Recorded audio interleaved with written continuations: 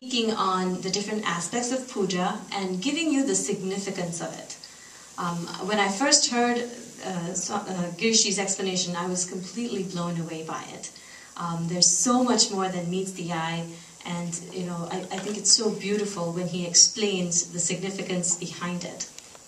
So first we're going to do that, and somebody will talk for a while, and he'll open it up for Q&A, and then after that we'll actually be doing the puja. So you don't need to kind of worry about the puja plates by the side, and then the volunteers will kind of help with... We'll start with our prayer. Om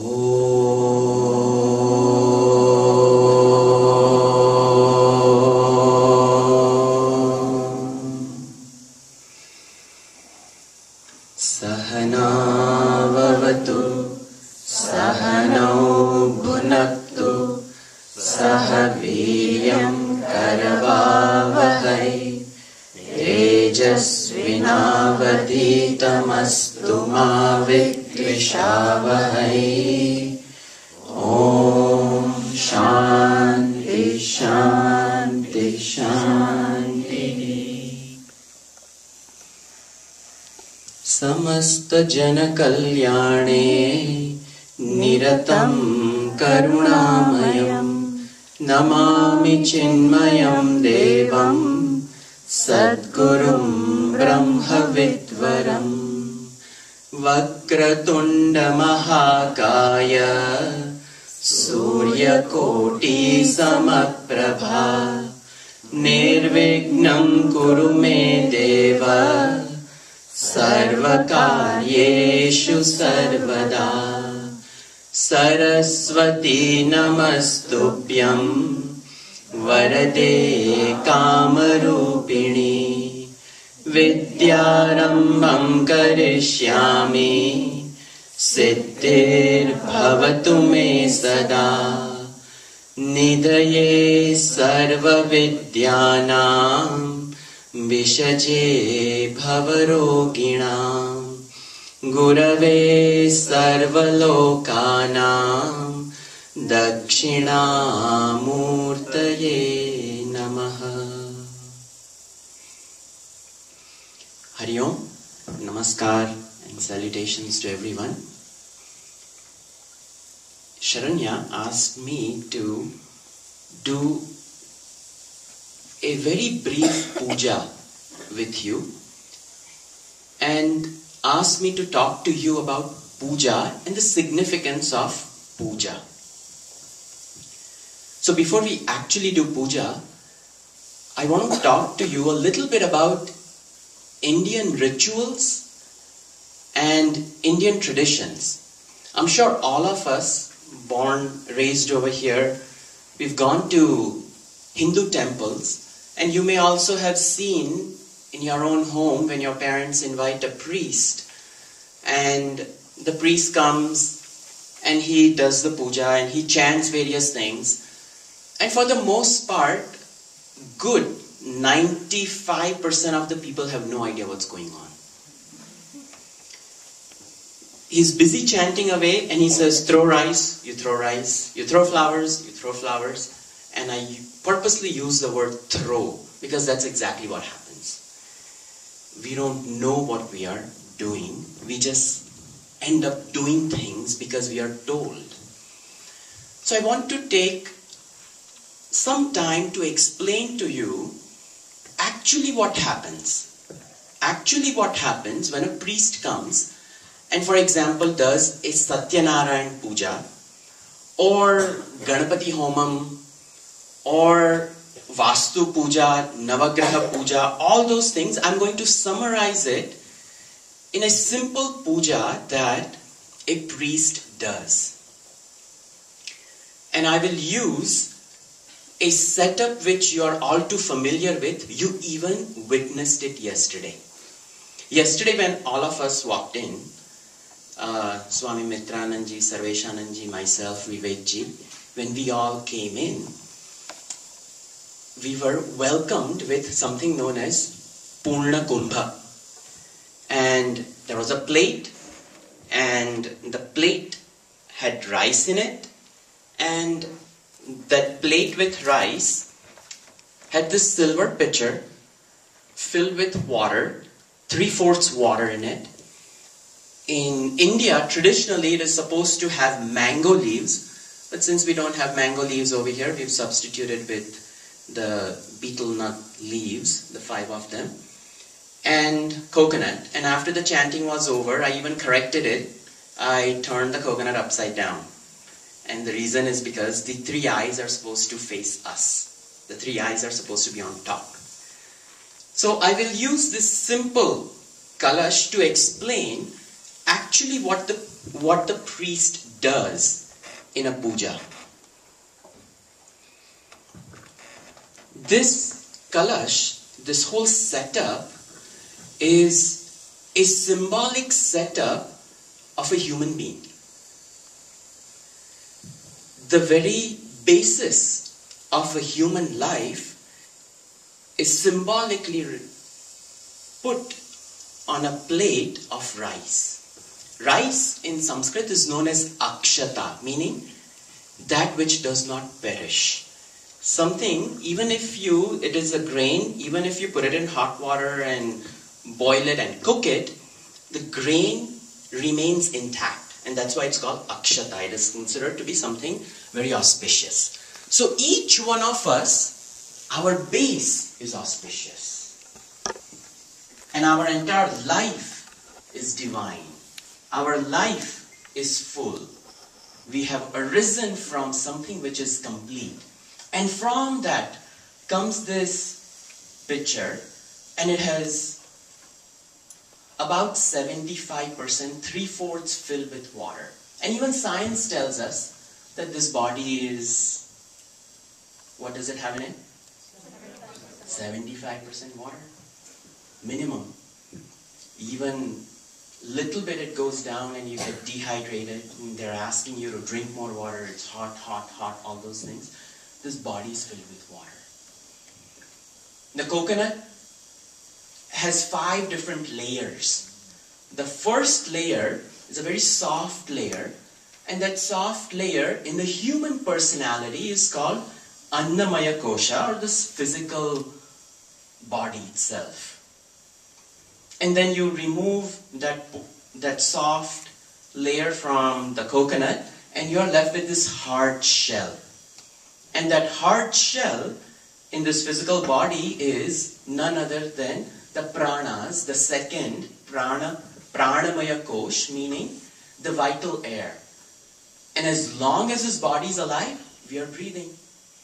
So as long as the coconut is intact, it is complete. But the minute you hit the floor and that hard shell cracks, the coconut is dead. You cannot use the coconut, you cannot save the coconut. It is as good as a dead coconut. So that coconut, it's a symbolic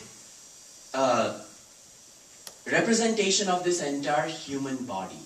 So the hard shell represents the breath of our own life. Then there is a dark layer, almost blackish brown, and that represents our mind. That is to indicate that our mind is the one which is polluted, is the one which is dark. And right after that black layer on the inside is the white pulp, the white flesh. And that represents the intellectual sheath or buddhi, and that is symbolically representing our own intelligence, which is rooted in goodness. The white color is a color of sattva, purity. Our inherent nature to think is a sattvic faculty that we have, and that white flesh of the coconut represents that. And within that is the liquid which is sweet. So the water from the earth, the coconut tree absorbs, and when it puts it inside the coconut, it protects it with that hard shell, and that liquid is actually very sweet and it is nourishing. In India, coconut water is given to people who are ill. It has a lot of electrolytes. It's the very basis of human sustenance. And that is called Anandamaya Kosha. That is Ananda, joy, bliss. That is what revitalizes me. So that entire Annamaya Kosha is represented by the external sheath of the coconut. The Pranamaya Kosha is the hard shell. The mind, the mental sheath is that black layer. The intellectual sheath is the white pulp. The blissful sheath is represented by the water. And how do I get to it? There are 3 eyes on top of the coconut. 2 of them are fake. And one of those eyes you can actually puncture and go in. The 2 fake eyes are the eyes which see the world. It only sees what is on the surface. But the 3rd eye is the one I actually use to penetrate and go deep inside my personality. So whenever you go to any Indian ritual, puja will be done to this entire kalasha. It is called Kalash Puja, and that will be the main portion of this entire puja that you see either in a Hindu temple or even at your home. And I want to take some time, and this is very scientific. The PowerPoint, the PDF presentation which I have over here is put together by a scientist, and he's also a priest in, his name is Swami Shri Chaitanya, and he is the head priest in the Rajrajeshwari temple in Rush, New York. So he's a brilliant architect by training, but at the same time, he's a priest, he's a scientist, and he has systematically put this thing together. And we've had long discussions because both of us have great interest in retaining Indian traditions and teaching Indian traditions. So the 2 of us were sharing notes, and he said, why don't you take a look at this and you can use it. So I'm using him, and the credit goes to him. Now, you will see the entire kalash which I explained. The top of the kalash, which is made up of this kusha grass, that is to signify the choti that brahmacharis keep, and that is called attachment. With that attachment, I grow higher and higher in my life, and then I've explained everything. This kalash, the only thing which you did not see yesterday is this kalash did not have these thread. Minimum, there are 72,000 times this thread is wrapped around it. That is to show that our physical body has close to 72,000 nadis. Nadis are these tiny passageways through which pranas travel and keep the entire subtle body alive. Not the physical body. The physical body is kept alive by veins and arteries and that entire network. But the subtle body is kept alive by our nadis, and that is what these threads, they represent.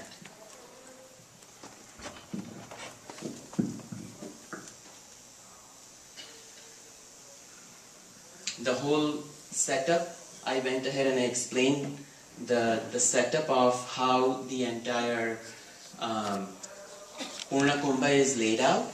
There's this rice, then the threads which represents nerves, then the actual pot which is none other than the body.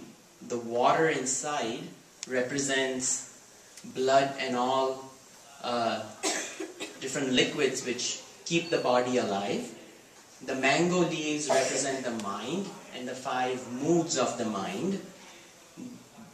The crowncham represents the hair.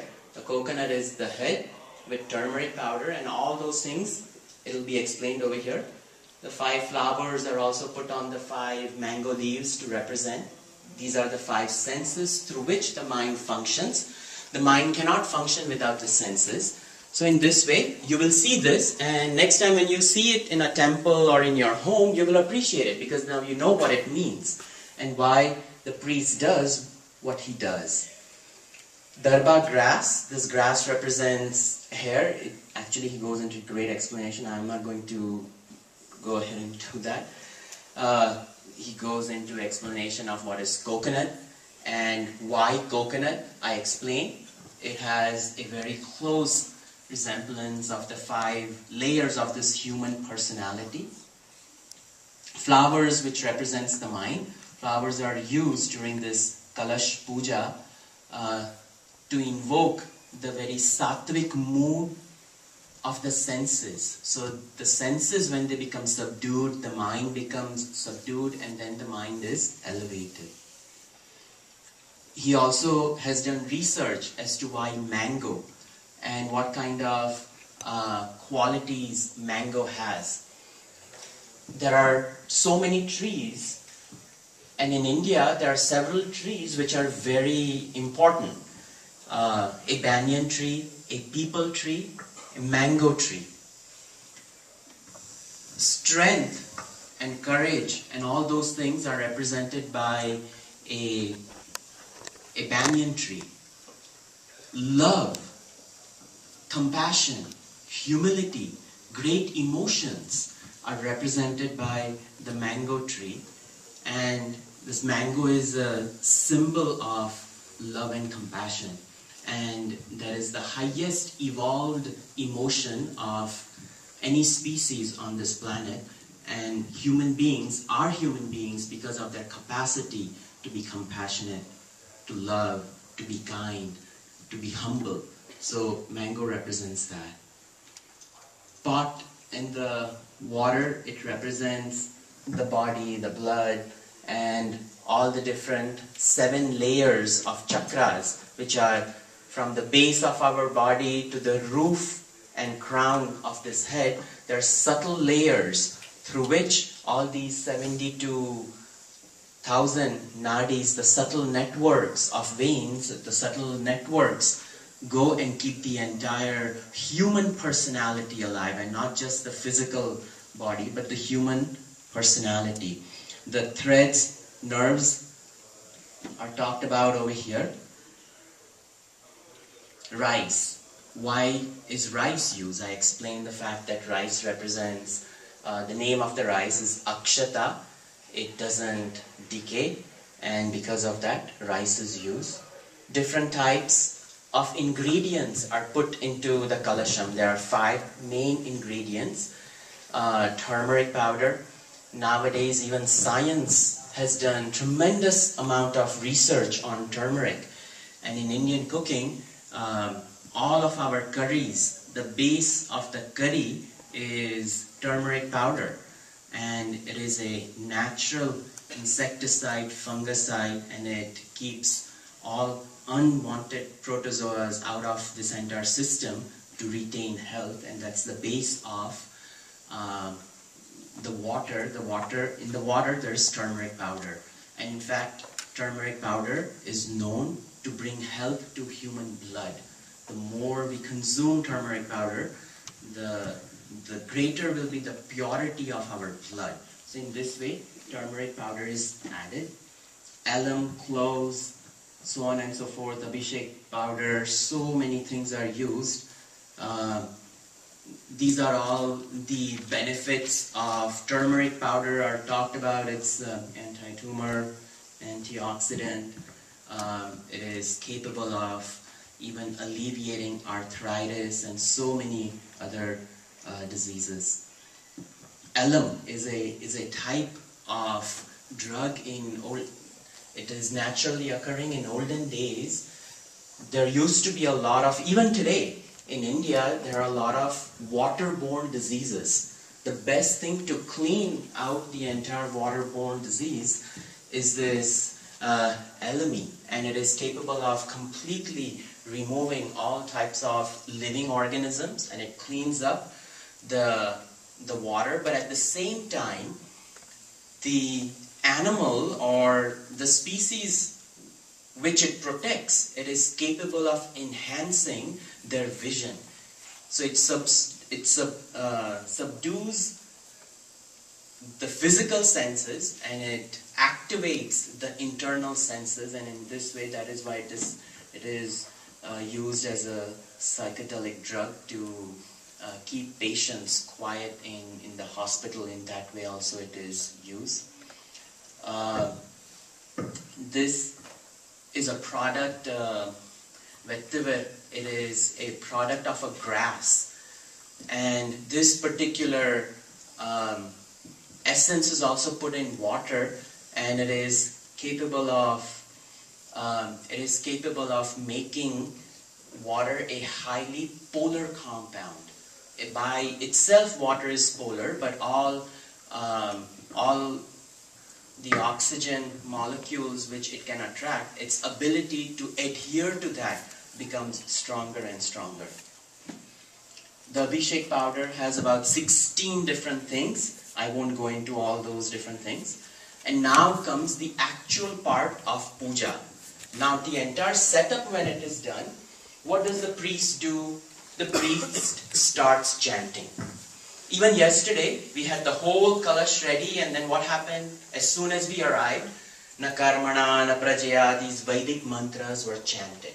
So what happens when this entire setup is there and you chant mantras? This was Dr. Emoto, who is a very famous researcher in Japan. He experimented with water, which our Indian culture was already practicing hundreds and hundreds and thousands of years ago. We used to have a kalasha, and in front of the kalasha, we would invoke various deities. If it is a Satyanarayan Puja, then Satyanarayan Bhagavan along with Mother Lakshmi ji, they are invoked.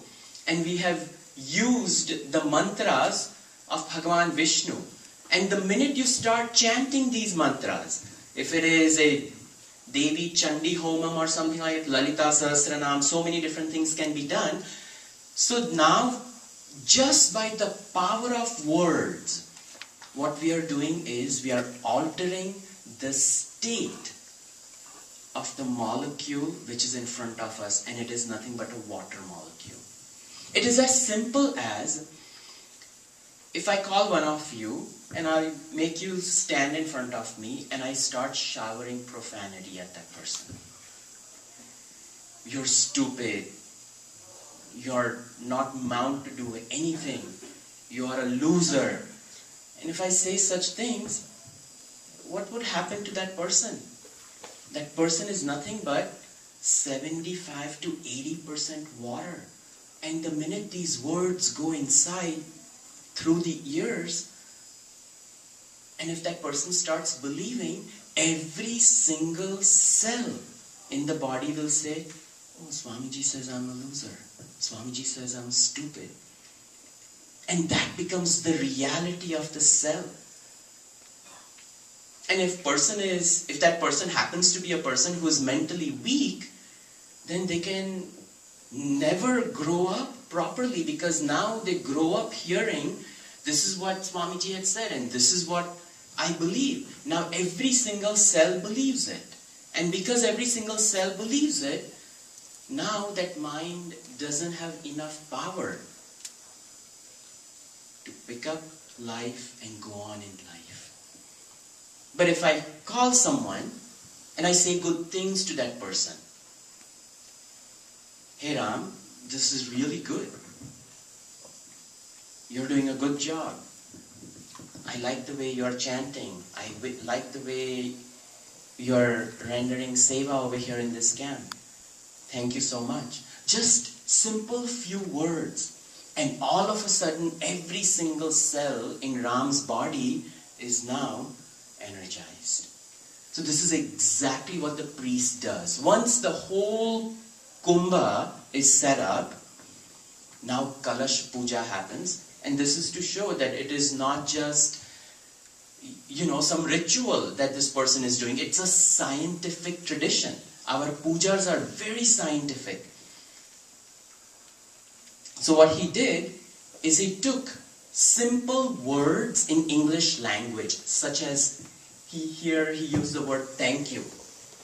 And he asked various people, he took a bottle of water and he asked various people, please say thank you to this bottle. And the bottle has nothing but water, that's it. And then he took those water molecules and then he analyzed. And he's done it in various languages. And in all languages he saw a brilliant pattern which came out of it. The same thing he did with love, gratitude, name of one of the goddess, God, various things. And he observed brilliant patterns in the water.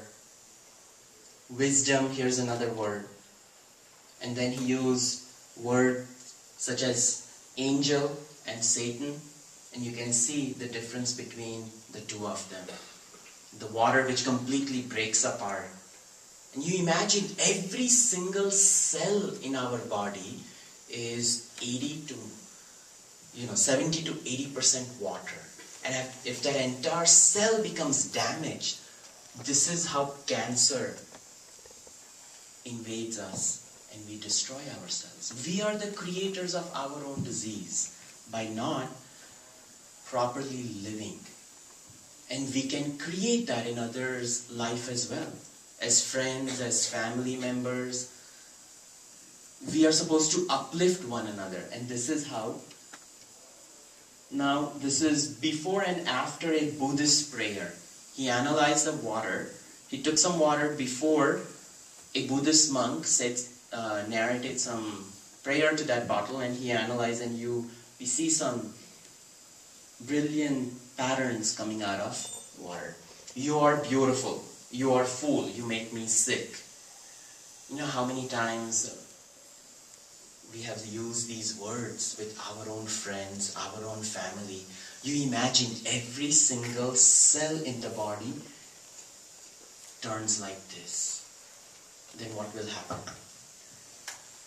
So this is what our ancient rishis, they discovered.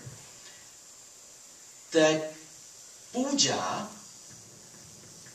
a systematic method they came up with to invoke divinity.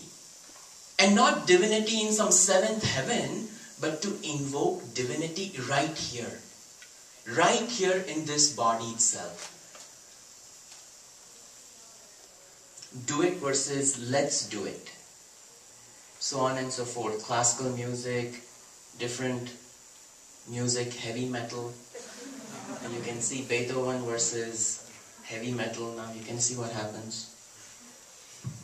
Experiment with cooked rice.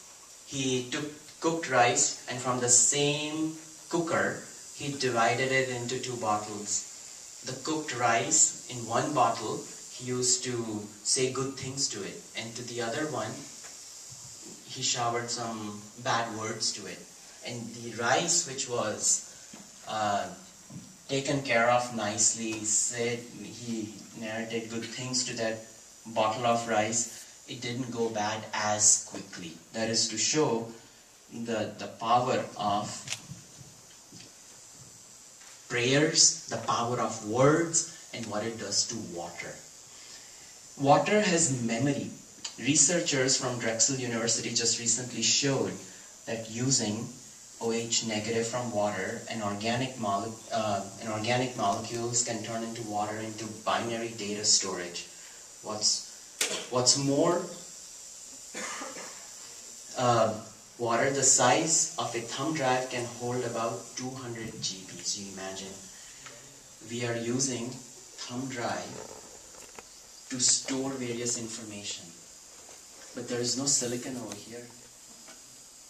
It's only water. And our entire puja, what it does is it realigns water molecules in our entire body in such a way that this becomes a divine instrument. And that is the purpose of puja in Hindu traditions, in Indian traditions. We discovered how to penetrate this human body and how to bring out the very best. We may think that we are only worshipping Narayana over there in front of this Kalash. But that Kalash is me. And in that Kalash I'm invoking Narayana. So in me, I'm invoking Narayana. So after he's done chanting all these mantras to that entire Kalash, he opens the Kalash, he takes some water, and what does he do? He sprinkles on the Yajman seated over there, that is symbolically transferring that Narayana into the person who invoked it. These are our Indian traditions. These are our rituals. So what I wanted to do is I wanted to explain Indian traditions. Every single thing in our culture is thought about. It is not randomly done. That is the beauty of Hinduism. You remove the Vedanta aspect from Hinduism, and Hinduism would not be Hinduism. It would be some superstitions. But our philosophy itself makes this religion a brilliant religion, a complete religion. Others, not having this understanding, when they look at our religion, they laugh.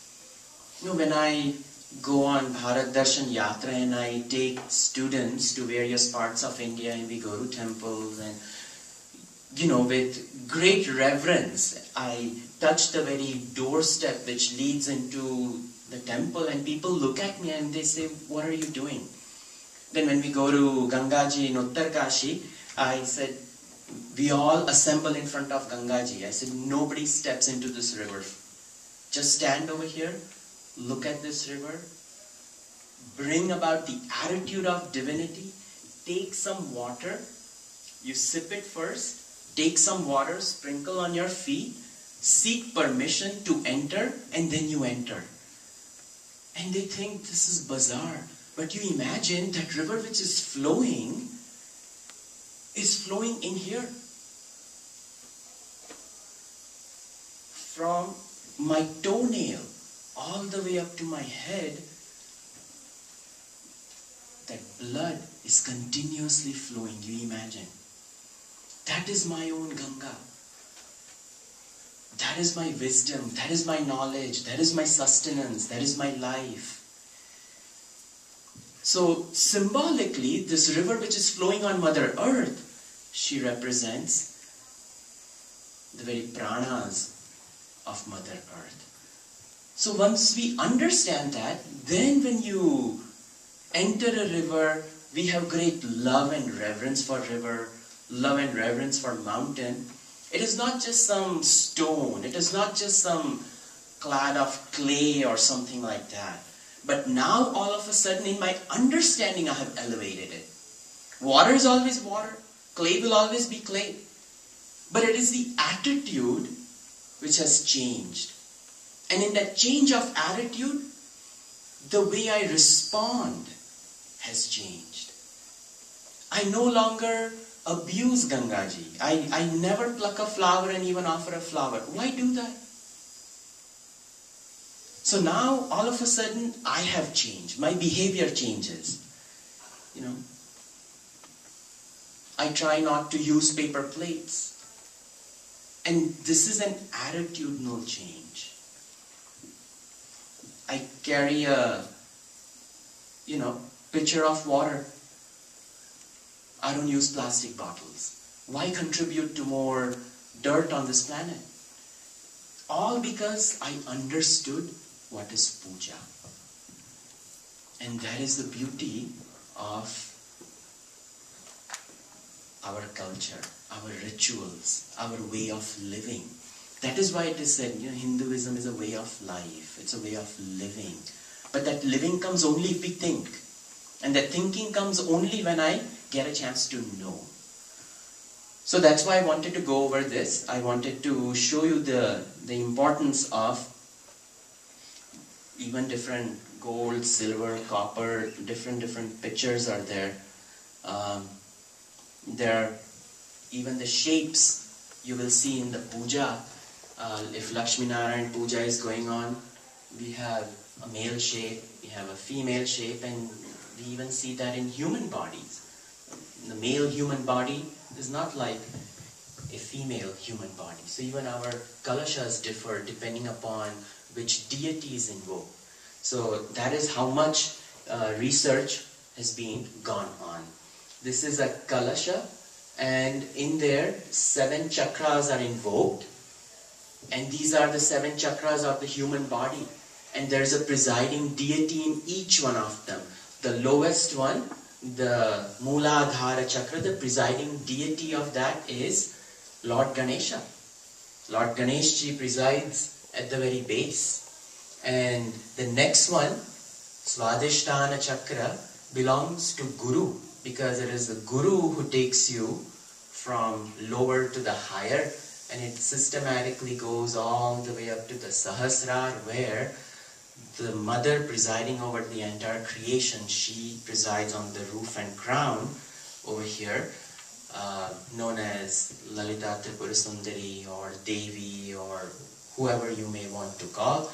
It is she who allows us to transcend and go beyond this kalasha and become one with the base, which is rice. So that is a symbolic meaning of this entire I won't go into this Panchapatra and how each one of them contribute to it. I think this is good enough. Good enough explanation for you to understand what happens in a temple, what happens in your home when puja is performed. You guys have any questions so far? Yes. Rishi, you mentioned about the banyan tree and the mango tree. What about the people tree? Do you recall what that was symbolized? People tree is a symbol of Shraddha, faith. Mango tree is love. Mango tree is also considered to be Sattvic tree. And in the same family, mango family, there's another fruit that looks exactly like mango, but it is not. Anybody can guess? A mangosteen? No. Avocado. The avocado tree is exactly like a mango tree, but it is the most tamasic fruit. That's why it is not grown in India. Why is it tamasic? Why is it tamasic? The quality of the avocado fruit is extreme tamas. What? So if you see, avocado tree grows in Mexico and it grows in the tropics, so it should grow in India, but we don't grow it because it is a tamasic fruit, a tamasic tree. Even the trees, just like us human beings, we have sattva, rajas and tamas. The trees also have sattva, rajas and tamas. Yes? What would the people tree be? People tree is considered to be a rajasic tree. Yes? What makes the avocado Exactly. Tamasic. What makes, the question is, what makes avocado tamasic? And what makes, so the other way of looking at it is, what makes mango sattvic? Mango is sattvic because of its taste. The taste is sweet. Bhagavan Krishna classifies tastes in Bhagavad Gita, and sweetness is considered to be sattvic.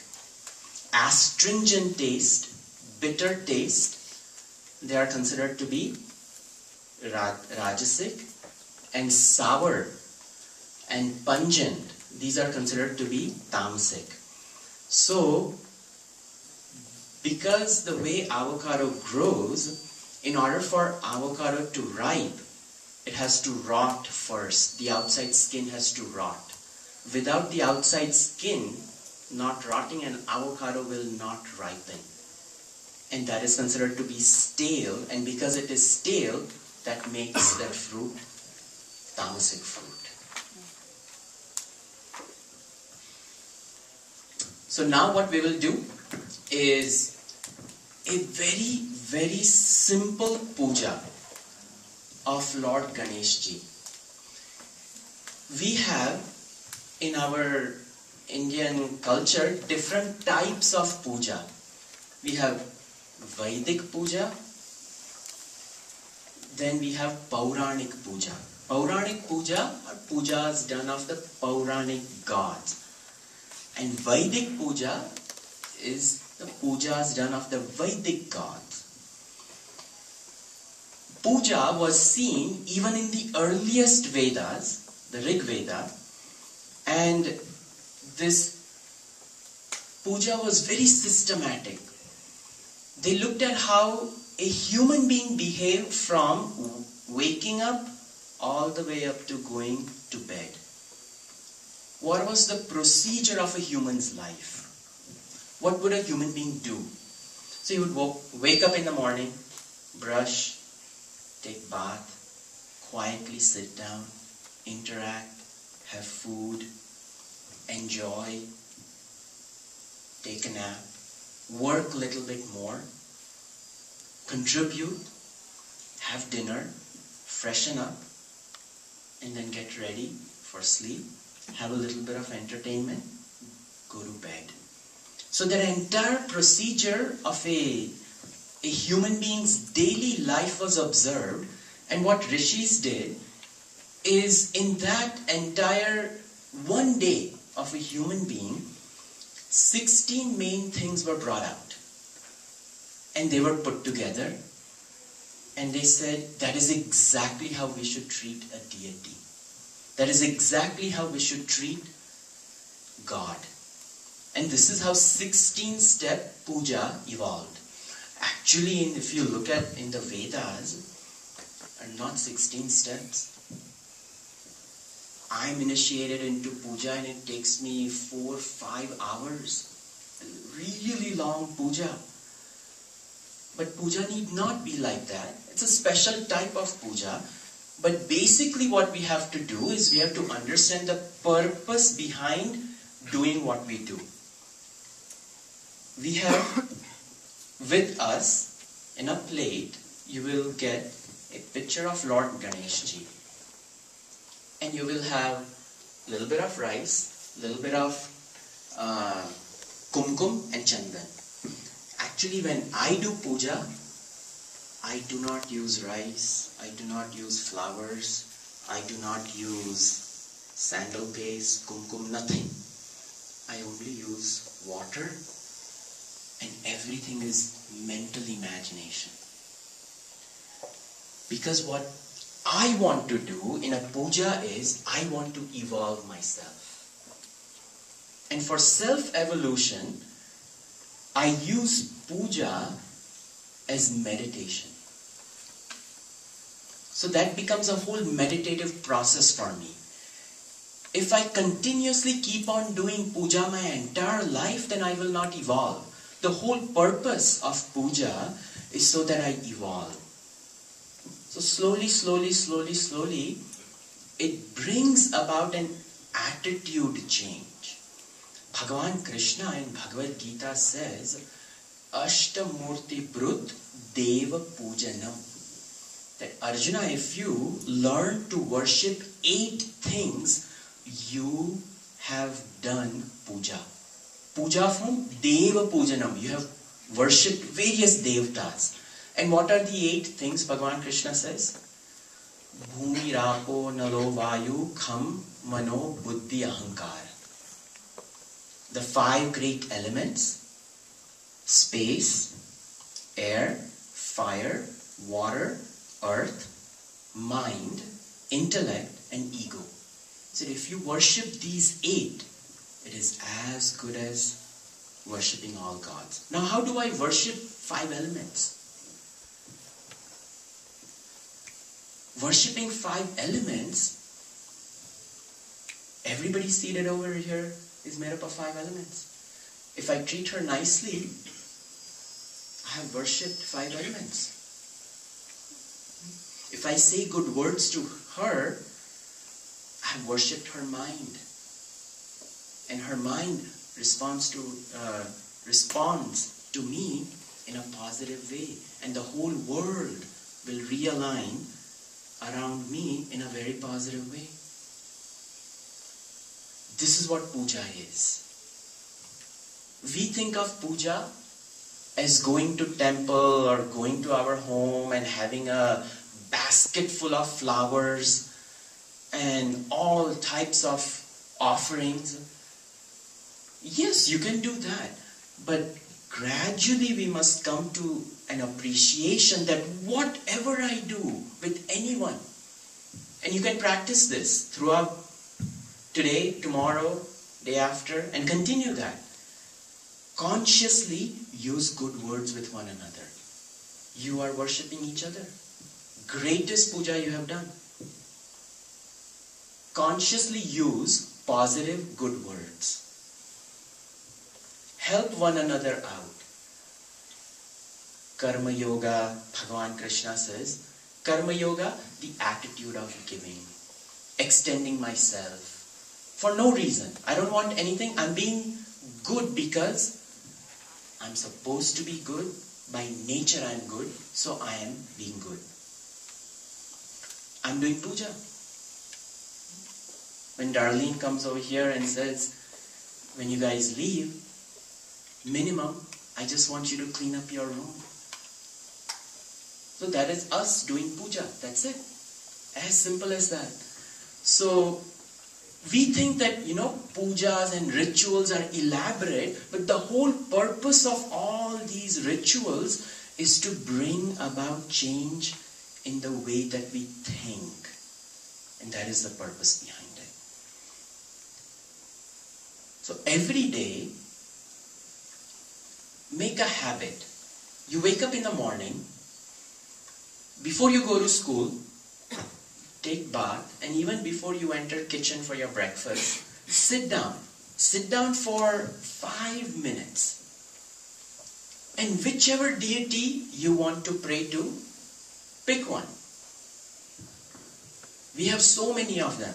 Lord Krishna, Ganesha, Shiva, Parvati. Pick any one of them. And you mentally place that deity in front of you. Have a picture. Initially it helps to have a picture. Have a picture, a nice picture. Look at that picture. And then you do a mental puja. Initially if you don't have all the necessary requirements, the vessels to do puja, do a mental puja. Oh Lord, as simple as use English language. You don't have to know Sanskrit. Use English language. Oh Lord, I'm seated in front of you today. We chant elaborate sankalpa, a vow that I'm resolving to do your puja.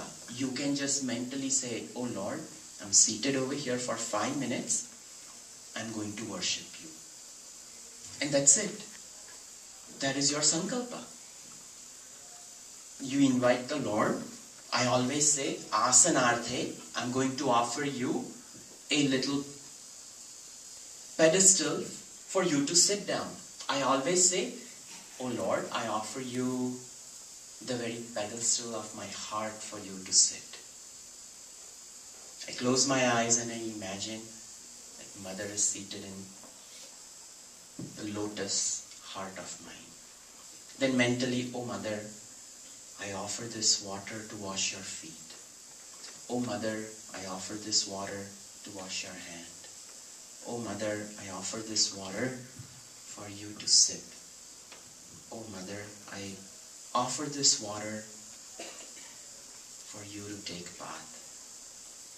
Oh Mother, I offer you amazingly beautiful clothes. Don't be cheap. Even mentally offer nice clothes. I offer you golden ornaments. Come up with some beautiful design in your mind. Be creative. I'm offering this design to you today. And oh Mother, this is how you express yourself in this universe. These are 108 names of the glory of Mother in the universe. 108 names of Lord Shiva. This is how he manifests in this whole universe. So wherever I go, I will try to see you. That is what the 108 names represent. That, oh, I see you over here. Oh, Mother, this is the expression. Even if I have avocado today, I will see the expression of your tamas over here. If I see mango, I will see the expression of your sattva. Because sattva, rajas, tamas, everything is her. Everything is him. Whichever way you look at it. So I will remember you. I will glorify you. That is why we chant all these various names. If you have time, 1,000 names. If you don't have time, 108. If you don't have even that much time, 4 or 5 names. And for dhupam, deepam, offering this incense, light, I use various mudras. I use my pinky like this, and this is deepa. I don't even light a lamp, because I travel so much. I cannot be traveling with all these things. So mentally I offer all these things. And for Naivedyam, oh Mother, I'm about to get up, go to the kitchen, have my breakfast. That will be your breakfast. So now, I have charged myself up in the morning by changing my attitude. And I'm going to remember that throughout the whole day. And that is what puja is. So, volunteers, will you please help me give one plate to all of you. You sit properly. Try to cross your legs. If you want to stretch out, you can stretch out. Stand up. You can touch your toes, stretch out. So you can sit down for... It won't take more than 10-15 minutes. Move the bags down this side.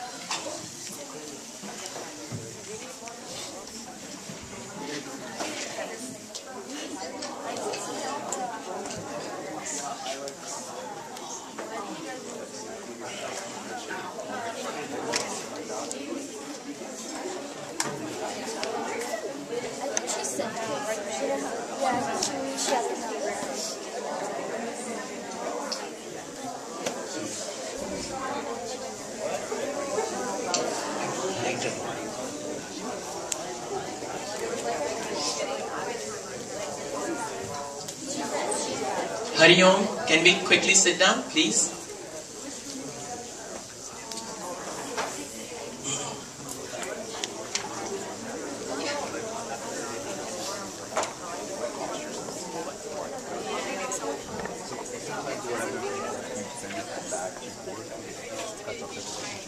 Ganesha Puja. If you don't have it, that's fine. You don't have to have it. I will tell you what to do. More importantly, just pay attention to the meaning behind puja and why we do.